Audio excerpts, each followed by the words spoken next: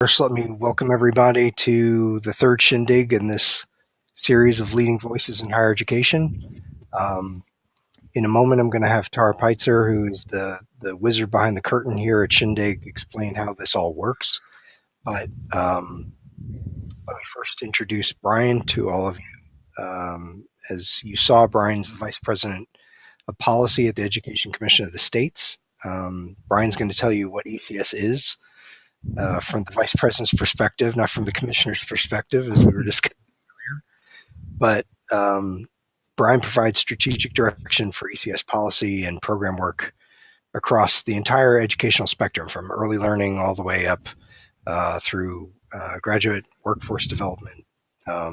He supervises 7 directors and leadership to a policy team of approximately 30 professionals or so. He leads fundraising and outreach efforts with strategic partners, represents the organization to multiple constituents, including state policy officials, academics, policy partners, and education agency staff. Brian has worked, for those of us in higher ed, know about NASPA, student affairs professionals. He's worked at the Institute for Higher Education Policy prior to coming to ECS. ECS is located in Denver, Colorado, with a number of the higher education associations and think tanks out there. So it's a good brain trust out in Colorado. Brian has a doctorate in higher education administration from the George Washington University. Lives with his family in Denver. And thank you very, very much for being here, Brian. Yeah, thanks, Greg. No, I really appreciate the opportunity to talk with you and others that are participating today and share a little bit about the work that we're doing here and any other kind of conversations that we want to get into. As you mentioned there, have experience working at the federal and state level in education policy questions, and then certainly at the institution level in the association work. And should mention I spent some time early in my career as an academic advisor and an administrator in athletics as well. So I've worked on campus and understand the implementation questions and challenges on some of these issues that we're probably going to discuss today. So appreciate the opportunity to be here. Super. So before we get started, Tara, do you want to give a quick intro on Shindig and how this all works? Hi, everyone. Welcome to Shindig. This is probably many of your first experiences on this interactive platform. So we really want this chat to be really interactive. So if you take a look at the tools in that white toolbar at the bottom of your screen, you'll see a question mark icon, and that will allow you to send Greg and Brian questions via text. And to the right of that, you'll see a raise hand icon, that hand icon. If you click on that, that'll signal to us that you would like to come up to the stage and share your question or comment via video chat. So just like we, the 3 of us are up on stage right now talking as if we are in person together, we want you to get that experience as well. So please be sure to use it. Also, if you want to get to know any of the other attendees in today's session, you can pair up into small groups by single-clicking on one attendee or double-clicking to form a small group of up to 6. So feel free at times to chat with your neighbor after the session or get to know each other. And again, if anyone needs help enabling their camera, please click on the raise hand icon, and I will work with you directly to get your settings set up. So with that, I will leave it to you two to get on with the topic. Thanks, Tara. So this is a session that will be recorded for our colleagues who can't join us. I'll put it on a YouTube channel where I've loaded up our other 2 Shindigs. If you haven't seen them, I would encourage you to visit. We had Scott Jenkins from the Lumina Foundation for our first one, and we had Scott Jashik, who's the editor for Inside Higher Education, at our last one. Brian, since ECS is probably unfamiliar to a lot of these folks, can you tell them what it is? Sure, Greg. So Education Commission of the States has been around since 1965. We were formed by governors in the mid-60s as a way to bring together policy leaders to share ideas as they were confronting some real challenges from early learning through K-12 and into post-secondary at that time. We're really a partner to state policymakers. We look to provide personalized support and help education leaders come together to learn from one another.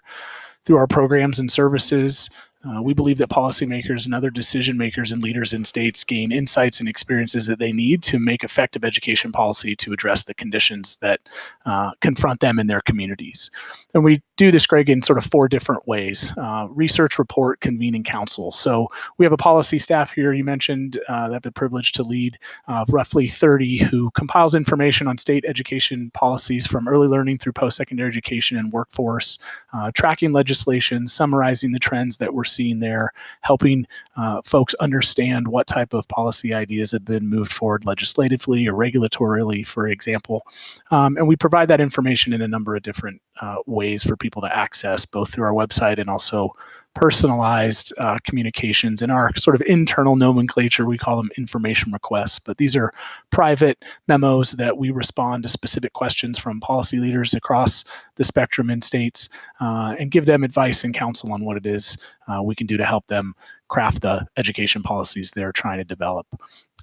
We work a lot on convenings and bringing together folks from within a single state. We'll come in, say, to the state of Florida and come to Tallahassee and sit down and broker conversations between legislators and coordinating board officials, or working with the governor's office and task force that may be led on particular topics. We often provide sort of behind the scenes staffing support to public task forces that are looking into different issues.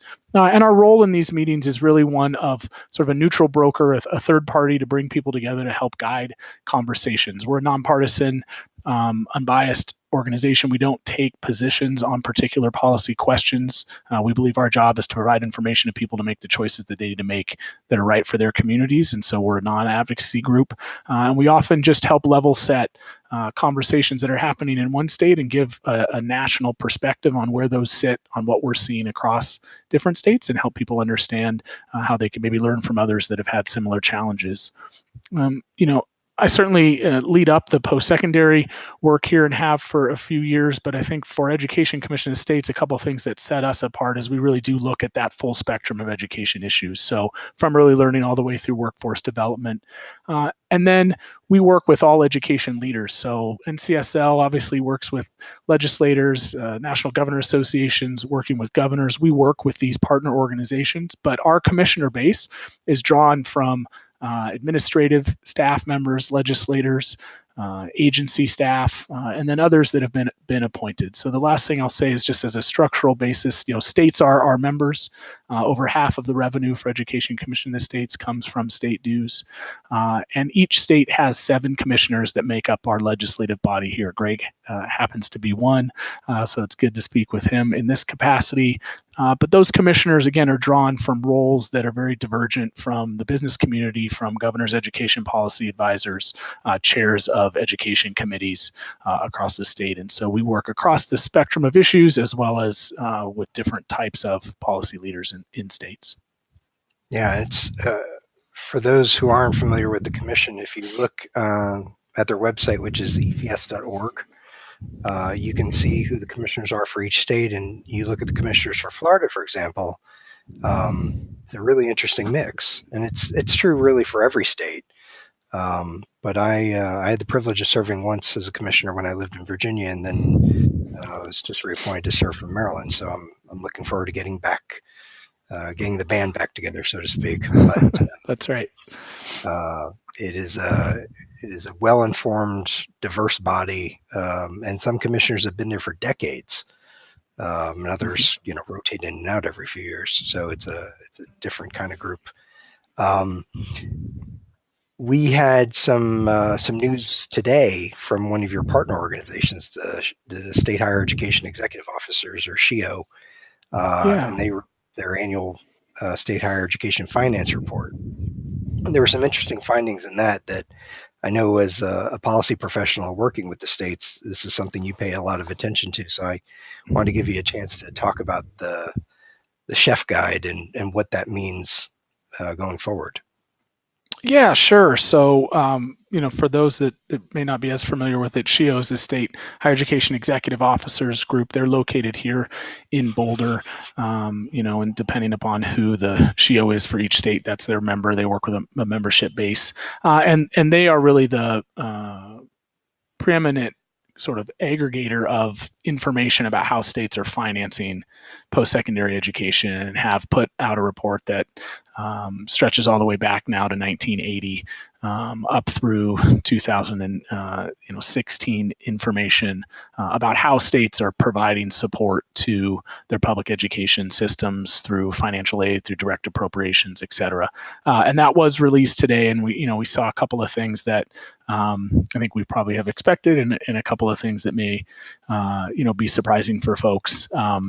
But it's a really great resource just for those of you that may still be students and are working on projects, or folks that are just interested in getting an understanding of the way in which states are providing dollars to support public education in their communities. And so, one of the things that was sort of the top line takeaways, we continue to see some moderate increases in terms of support that's going to higher education in fiscal year 2017.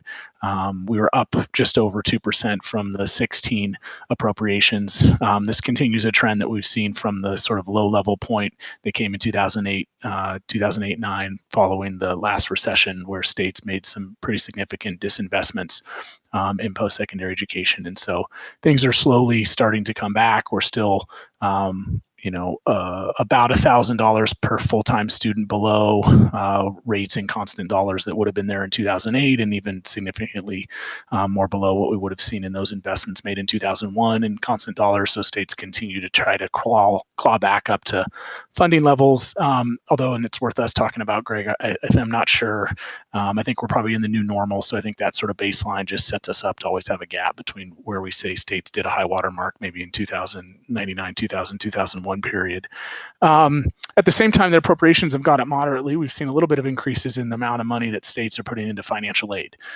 Certainly the affordability conversation is one that dominates not just political houses, but I think kitchen tables still, as folks and families are trying to figure out how to pay for the upskilling that I think we do a pretty good job messaging is really necessary beyond high school for both economic and civil prosperity in our communities. So I think families and individuals have certainly been receiving that message, but as they sit down and look at projected costs or looking at tuition bills and trying to figure out how they're going to make those payments, these are really big issues. And certainly financial aid programs at the state level are a huge part of the affordability picture that people are trying to address. So it's nice to see some uptakes again in dollars that are allocated for financial aid programs. We can get into whether those dollars are still adequate to cover the increased demand that individuals are putting on those programs, but nonetheless, expenditures have gone up there.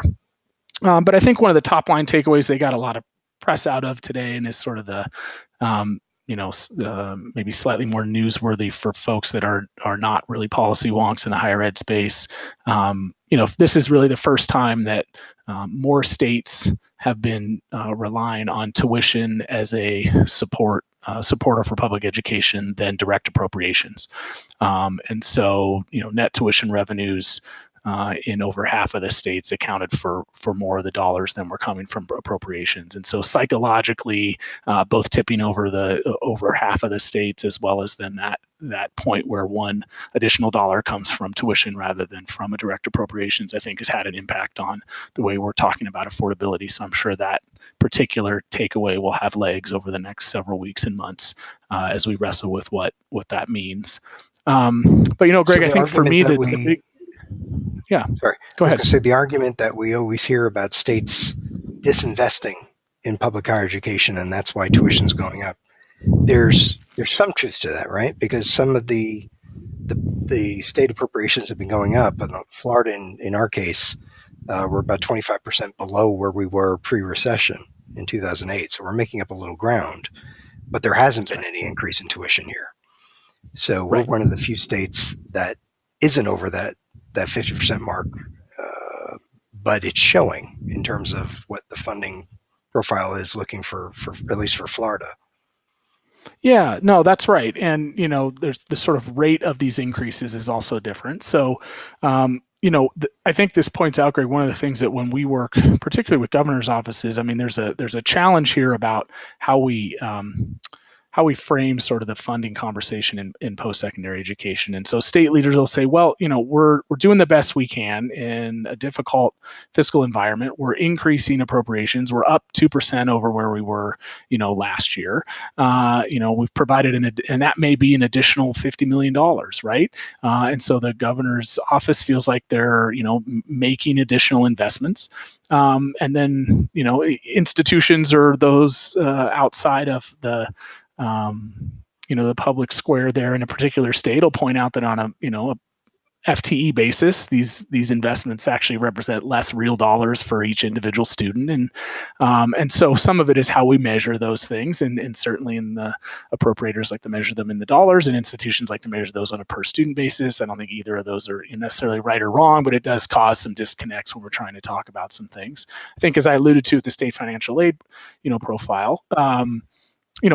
Allocations for aid programs are up, but so are the number of people that are trying to utilize those programs. So on a per student basis, the additional investment states are making is getting overwhelmed by additional individuals taking advantage of those programs. As states are looking to meet aggressive attainment goals, we're having to reach deeper and deeper into pools of potential students who overwhelmingly are first generation college students, come from racial and ethnic backgrounds, are adults that are returning to post-secondary education either after prior experience years ago or no post-secondary education for a long period of time or formal schooling since high school. And what we know about all those population pools is that they're all tend to be folks that require additional financial supports to make that enrollment and completion a reality. There are not a lot of full pay students just floating around states that have chosen not to participate in post-secondary education. And so as we go get the next marginal student to meet a college completion goal for a particular state, those students come overwhelmingly with a lot of financial need that I think is strapping our programs in a way that even though we have some upticks on a year-over-year basis in budget allocations, they're not able to keep pace with what the needs of students are, which is why at that individual level, we still see people really struggling with covering college costs. So that's a great segue for you to talk about the state financial aid redesign. Yeah. So one of the things that Education Commission of States that we've done, I just a little bit about our profile of work. About 40% of our efforts, I think, are sort of intentionally designed to be reactive to what state education policy leaders tell us they need. So we're sort of set up to intake requests and questions from states to help them in a just-in-time environment, get access to resources or personnel or knowledge that they might need. I think about 50% of our time is also dedicated to really helping states look around the corner a little bit at new and emerging issues, or to provide some frameworks and common language for them to have questions and policy dialogues on some enduring issues. So we know that, post-secondary finance, K-12 finance questions, education governance, equity concerns, connections to the workforce. These are enduring topics. The specifics may change a little bit, but we know that college and career readiness is always something that state policy leaders are wrestling with, right? And so we try to find projects that we'll do that may be on a 2 to 5 year cycle here at Education Commission of the States that can provide some consistency over time about how we're talking about these issues. And Greg, you alluded to one of those. So we've been working for the past 3 years and in the middle of what will probably end up being about a 6-year commitment on a state financial aid redesign project where we have put out some 4 principles of financial aid redesign that we think can provide a framework for states to have intentional conversations about supporting student educational success with public investments.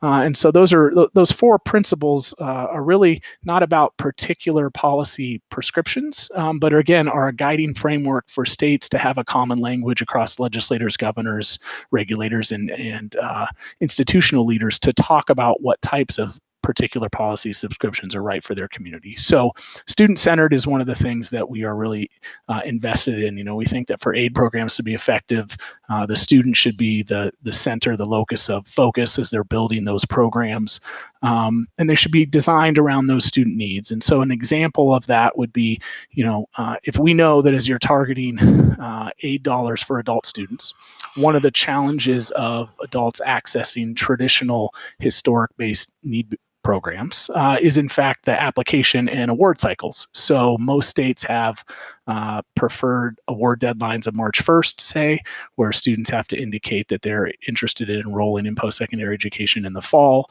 States start allocating dollars based on applications for aid that come in the spring. Well, what we know about decision cycles for adult students is that they typically have a much shorter window, 90 days or fewer, right? And so when people decide in July that they'd like to go back to their local community college to skill up, and they apply for need-based aid, it's already been awarded in most cases in places. And so if you're redesigning a program and you would be focused on a student, it's thinking about who is that student, what are the choice sets that they have, and how can aid programs work for them. A second one of those that sort of matches for us is really thinking about timely and flexible aid programs. So again, we think that states should consider ways in which aid dollars can be available to students at the time at which they need them to continue their enrollment and persistence, and when can they have the biggest impact on that. Broadly inclusive is the third principle for us. So again, there are several large historic need-based aid programs in states that have a particular bias towards, say, in-classroom experiences aren't available for students that might take a certain number of credits online, as an example of one state we worked with to work through that. Many state aid programs have embedded in them filtering mechanisms by which adult students, as an example, again, aren't eligible. So for a large number of state need-based aid programs require somebody to have graduated for no more than 7 years in time so that people are eligible. So if you're over 25 in a lot of states, you're not eligible for large need-based aid programs.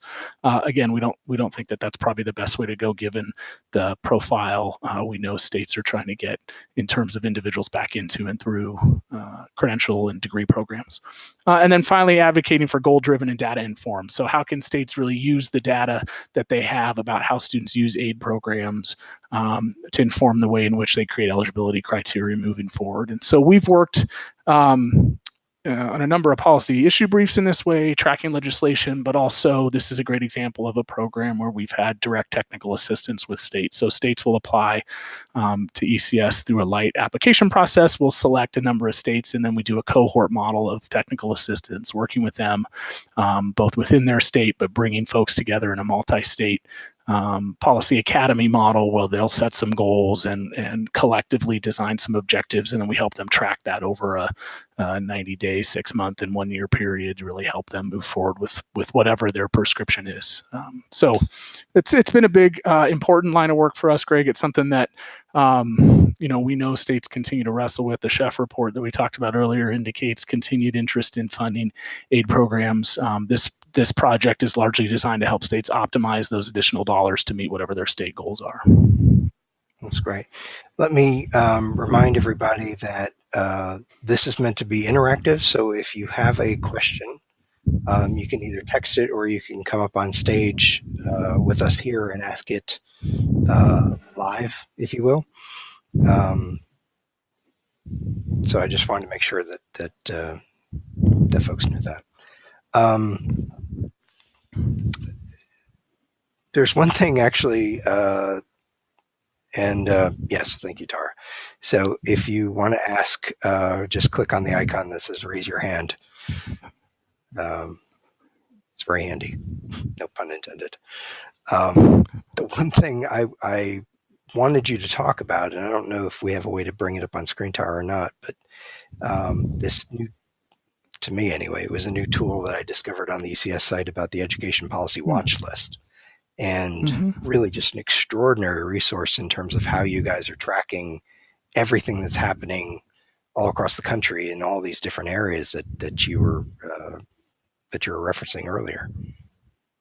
Is that something you can talk through? Yeah, we'll see. Yeah, I'm happy to talk through it, and if we get a visual, that's great. But I mentioned, one of the things about us, being a public focused nonprofit, all of our, work is open access. It's available to anybody. We don't have any kind of password protections or requirements of membership to get access to anything that we produce. So, we have a library of, education policy briefs and research reports and summaries and lots of things on the website. So please do check that out. One of the things Greg is mentioning has really been a core part of Education Commission of the State's portfolio since its founding, and that's tracking, tagging, and summarizing legislative activity. And so that looks a lot different in 2018 than it did in 1967. One of the things, we recently moved offices a couple years ago, and as part of that clean out, we went through all of these old archives that we had, and literally, paper copies of bills from legislative sessions dating all the way back into the 70s. But we've modernized that, like a lot of things. And so on our website now is an interactive maps by issue where you can find information about legislative trends and topics, again, from early learning all the way through workforce development. We have two different ways we present that. So one of the things that we do is summarize all bills that have been enacted or vetoed by the governor. So in our nomenclature, things that have passed final action in a number of topics. And so you'll be able to see, as bills throughout the active current legislative session become either enacted or get vetoed by the governor, you'll see summaries there and can see the number of bills that do that. And then Greg mentioned a new feature for us this year, what we call our state education policy watch list. So we've picked a subset of education topics that we're tracking legislation from introduction. And so as an example, in post-secondary affordability, we've been tracking bills around need-based aid, merit-based aid, and then the free community college movement. And those bills then get tagged and are available for you to look at through different ways. You can click through the map to see which states have considered a free community college bill, for example. There's been over 50 of those introduced this year. You can click through and get some information about the bill. And then as the bill would pass or take final action, we would then summarize that bill as well.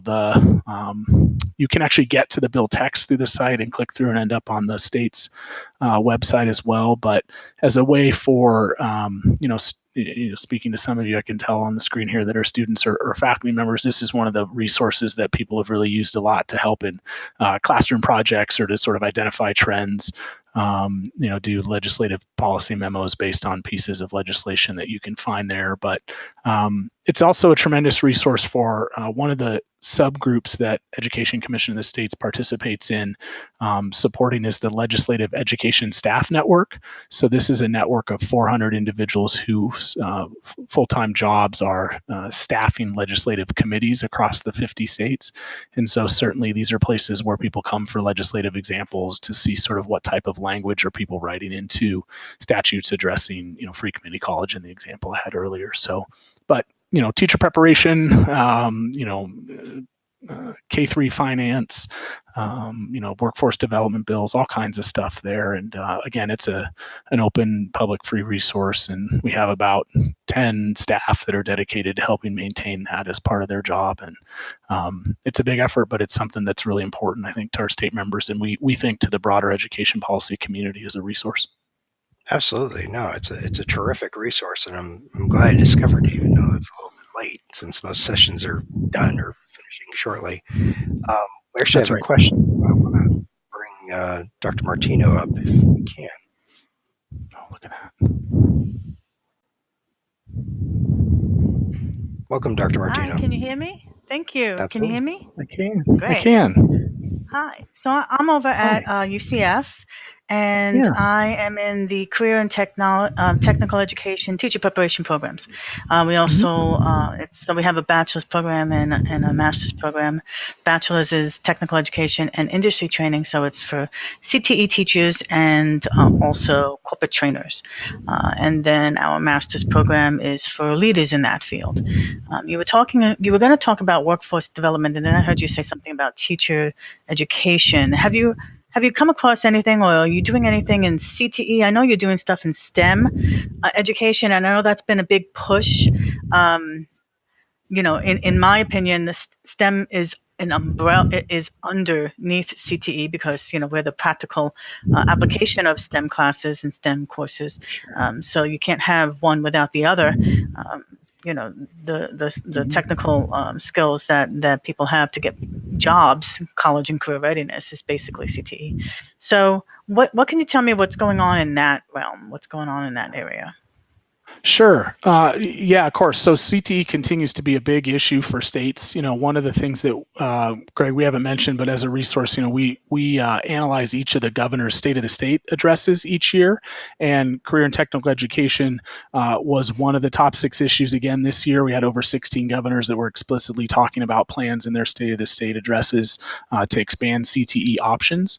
As you noted there's sort of 2 different ways that I think states have come at this. Some has been, what are CTE options for students that are in high school or still part of K-12, and they may be, CTE focused dual enrollment types of experiences that connect with a sub-baccalaureate program at a local community college. And I think we continue to see increased interest in those kinds of CTE options, really trying to help, continue to change the sometimes incorrect public narrative about what CTE is, and the old school models people have for voc ed being the place you went if you couldn't go to college, kind of thing. And that, of course, is not at all what it is today, but we still have to fight some of those stereotypes, I think. And so expanding really high quality, intentionally designed, purposeful CTE options for that high school to credential, sub-baccalaureate credential or certificate program is an area of a lot of interest. I mentioned the aid program, the state financial aid redesign program we're doing. A lot of states are wrestling with how can they provide some financial aid in ways that can support those that historically hasn't been there. The other way I think we come into this is at the workforce development side, right? So what are the CTE options for adults that may need to be quickly retrained, either through a 4-year or a community college to meet a workforce need. So it's certainly, a topic that we see as one of the trending areas, particularly in this year, that states are still interested in. The best practices work around that, I think people are still trying to figure out, particularly for adults. And then one of the challenges it's some of the programs I think struggle because they have been so successful, right? They don't have the capacity to push through the number of people that either A, have an interest, and then B, there may be job demands for. So we're sort of seeing a replication of what has happened in nursing, right? Where we talk a lot about the demands that our communities have for folks trained with, nursing and caregiver skills. And we have community colleges that have wait lists of hundreds of students because they can only educate so many nurses through a cohort model. And I think some of that same type of thing happens in the successful sort of high school to workforce programs as well. So certainly an important issue. It certainly is an important issue, and I think a lot of people don't understand is that you need the teachers, the CTE teachers, and that's why there's those wait lists on those really important job and occupation programs. But so we kind of get like set aside a little bit, and everyone's like, oh, college and career readiness, but they don't get to the meat of the program and what moves our economy forward. In the year 2015 to 16, in our school year, Florida had at the secondary level over 400,000 students that have been enrolled in a CTE course. 400,000, and that was up from 100,000 from a year before. So it's sometimes not viewed as it should be, as important as it should be. So I'm glad to hear that they're talking about it. I'd love to see. I'm looking at your site if you found anything or where I would find that information on your site. Brian, let me ask you, one of you had in the Watch Index, CTE was the top issue that was rose. There was 261 bills that were introduced across the states. You said that 16 governors had mentioned in their state of the state addresses something about CTE. Is there a place within the website where people could find those 16 excerpts? Yeah, so actually, if you use, this is the nice thing, if you use the search bar function and just search state of the state addresses, those resources, Greg, will come up. That's something that we have longitudinal information on as well. So we've been tracking and summarizing those trends in governor's state of the state addresses. You can get it through issue and then see the excerpts from and which states they were and some examples of the quotes.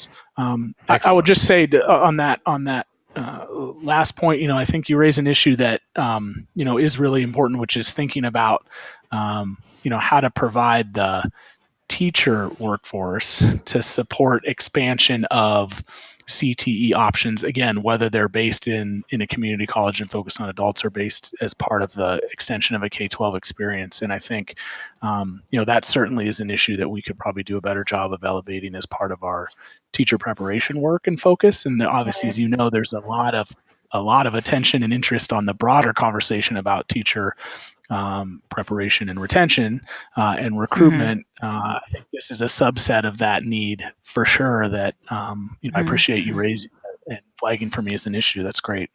It's a huge issue. I did my dissertation in it. In 1990, in Florida, there were 27 CTE teacher preparation programs in various industries. They would separate them by industries, like agricultural education, but teacher education and business education. And there's like 5 degreed in Florida, the CTE 5 degreed coverages for CTE teachers at the secondary level, and that's grades 6 through 12. And then, you have the technical schools that have non-degreed, and then, you have the state schools that are, state colleges. But there were 27 in Florida in 1990. I did my research last year. There were 4. And Wow. The program that I am now working in is the largest, but it covers all 5 of the degree programs because we're just CTE. The others are in disciplines, and they're very, very small. There's not much grant opportunity. There's not much grant opportunity in CTE. It's all given to the STEM, which I don't understand because we're part of that. So that doesn't, to make sense to me. But it is an alarming decline in considering how high the students, how many students are taking CTE courses. As you have this huge increase in students taking CTE courses, and then you have this decrease in teacher preparation. So that's a huge issue that we need to address. Mm-hmm. Yeah. Okay. Yeah. Thank you, Lisa. I appreciate that. Thank you. Brian, we had so many issues that we wanted to discuss, and of course, I'm looking at the clock and it's already coming down. So maybe if we have time, we'll go back to it. Maybe you can talk about some of the upcoming work that ECS is doing, and the governance part is kind of exciting. Yeah, there's sort of three quick little things I'll mention in terms of projects that might be of interest to people moving forward, particularly because they sort of provide a window into how we dive into to do some deeper work with states. On this sort of CTE workforce development kind of issue stream for a second, one of the projects we just started this month is really working in doing some case study work in 4 states, Connecticut, Oregon, South Carolina, and Texas, to get an understanding about how leading policy officials in those states are sort of defining the goals of workforce development for the state, how states are either structurally supporting or maybe have an opportunity to better support conversations between the post-secondary policy issue spaces and the workforce development policy issue spaces. One of the challenges that we know exists here, in particular on the ground, is sort of the locus of control and authority for allocating dollars that may get appropriated through a workforce development bill, and also dollars that get appropriated through higher education policy process. Oftentimes there'll be programs that are being run from an institution that look very similar to, although are not aligned with, some programs that might come from a local workforce development council. And so one of the things we're doing in these states is trying to understand how folks are trying to intentionally bring those kind of conversations together. So that work will unfold for us over the the spring here and summer, and we hope to have some things out in the fall that provide some examples about ways different leaders have been intentional about bringing together sort of workforce and higher ed, both dollars but also policy goals and languages. That's sort of maybe teases a little bit, Greg, what you mentioned, questions about governance, right? And so one of the things we're very interested in is helping states think through sort of what are the appropriate structural regimes to support their policy goals, and are the ones that have been in place historically, appropriate for both today and tomorrow. And one of the things we know is that when dollars are tight, everybody likes to rearrange the desk chairs. So governance is an issue that people tend to want to talk about, because if you think that you need to be more efficient or effective with the same amount of dollars to dramatically change the outcomes you have, one of the levers that they often try to pull is sort of rearranging education governance. And I think we try to help states work through when is that, we got to do something. We can't do new programming, so we'll do governance reform, and trying to help people understand whether those are right motivations for truly meaningful and impactful governance reform over the long term. And then I think there are some very real sort of structural barriers that prevent better policy alignment between, say, K-12 and post-secondary, or post-secondary and workforce, and then increasingly between early learning and elementary education. And so we're working particularly in the higher education space in building an updated version of a post-secondary governance database that was created, almost 20 years ago. The last time it was updated was 2007, and really get an understanding about how post-secondary education is governed in each of the states. For example, the SHIO is appointed by the governor in a number of states, not appointed in others. That makes a big difference about the way in which they can do their job. And so we think that sort of getting this landscape analysis out there is really important. And it also creates for us an opportunity to be a little more sophisticated in sort of the policy examples that we're providing for state leaders, and certainly folks that are in the academy doing research on sort of policy options and implementation studies around education policy want to be mindful of the governance structures. I think one of the things that we certainly find with state leaders is that they have a natural basket of states that they want to compare themselves to, and those tend to be geographically proximate states. That's understandable. We're never going to get North Carolina and Tennessee to not want to look at each other for what types of policy activities are happening, right? That's fine. I think my goal as part of the work with the post-secondary governance is to help states understand there are other, maybe from their vantage point, non-natural comparison states that they could look at for examples, because the way in which they govern post-secondary education is in fact quite similar.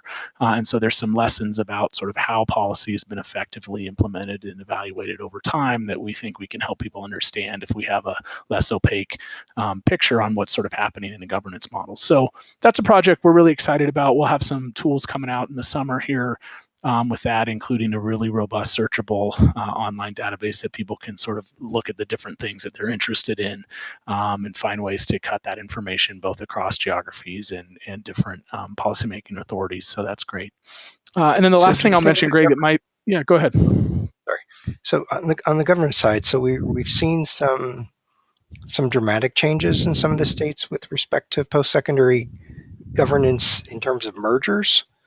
And so you can look at what's happened in Georgia with institutions. You could look at Wisconsin and what they're proposing to do, merging their systems. You could look at what New Mexico just went through in terms of evaluating their 21 different governance systems in the state to, I guess, see if they could find efficiencies and or close or merge institutions. Is that kind of stuff going to play into what you're working on, or maybe vice versa? Is what you're working on going to lend itself to maybe more states experimenting with these ideas of mergers?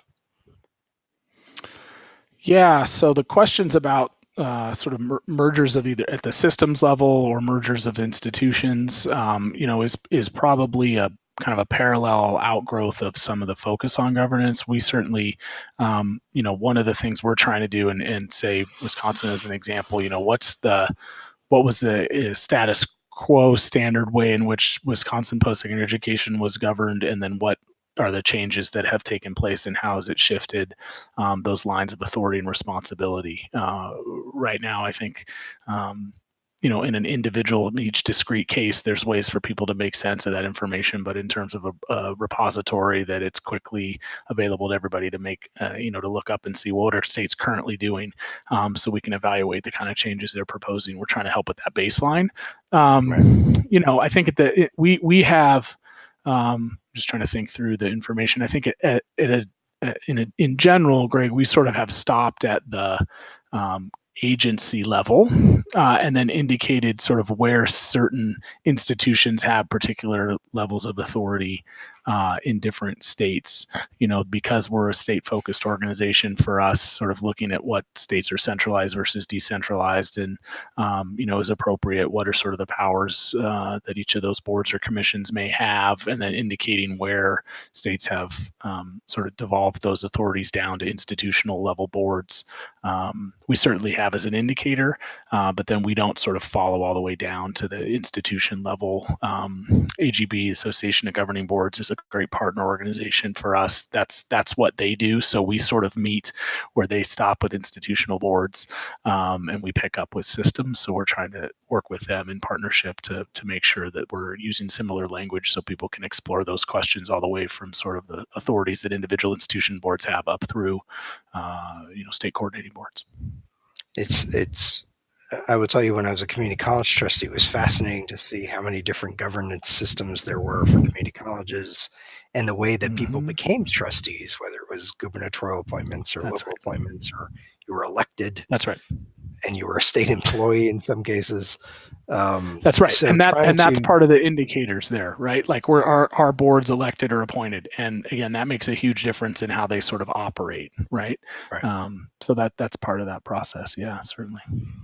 So you had another project that was upcoming with tuition volatility, which is apropos right now. I was just going to mention, this sort of takes us full circle to where we started, sort of these questions of expenditures and public support. So, certainly we're doing a little bit of an investigation as part of a larger project on several states, sort of looking at tuition volatility and not just trying to document it.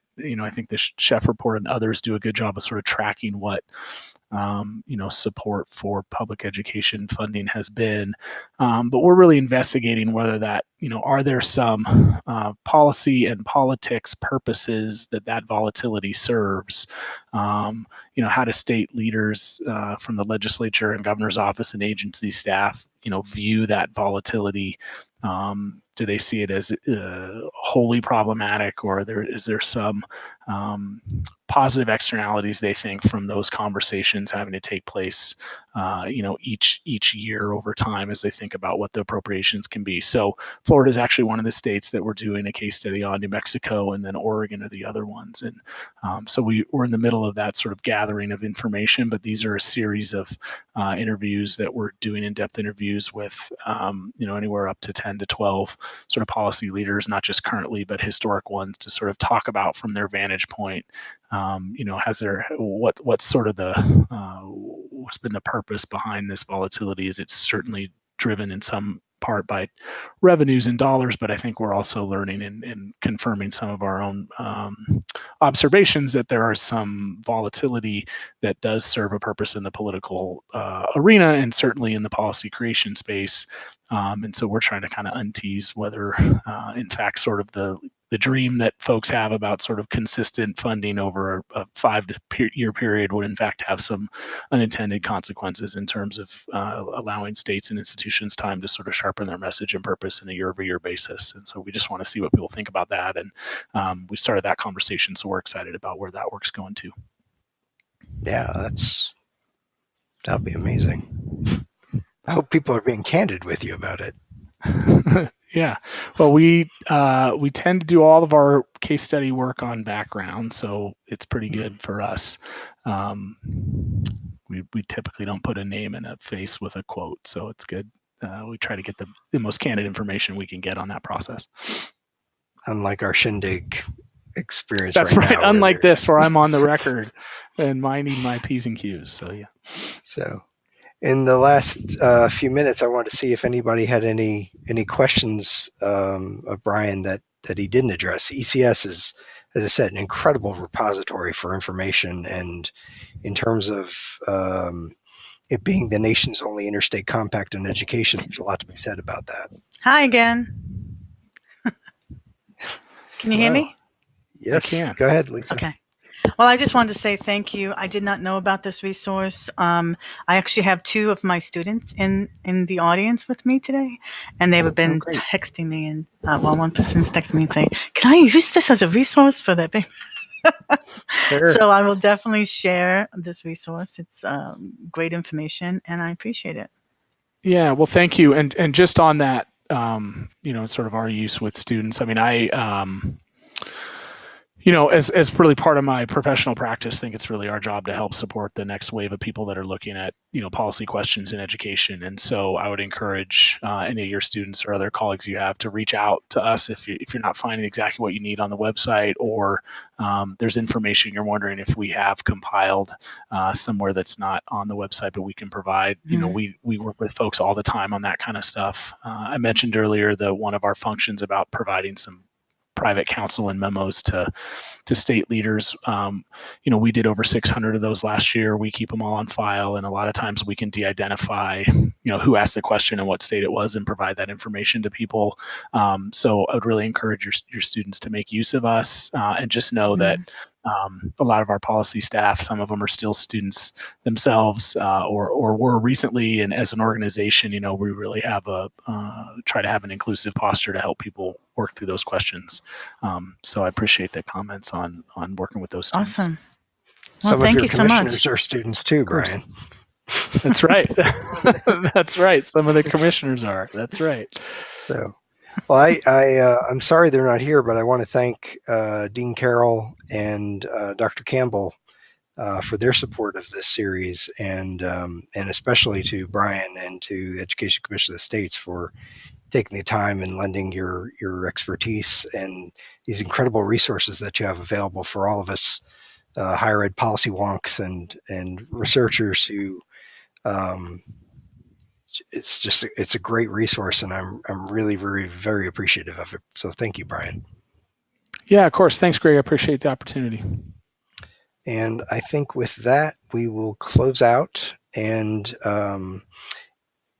for the next Shindig, it will be again 2 weeks from today. So from 5 to 6, stay tuned for an announcement about who our next guest will be. I've had conversations with a number of people who have had an interest in doing this. So once they get in here and see Carnegie Hall, as you've seen it, Brian, it's a much different experience. So again, thank you all for coming.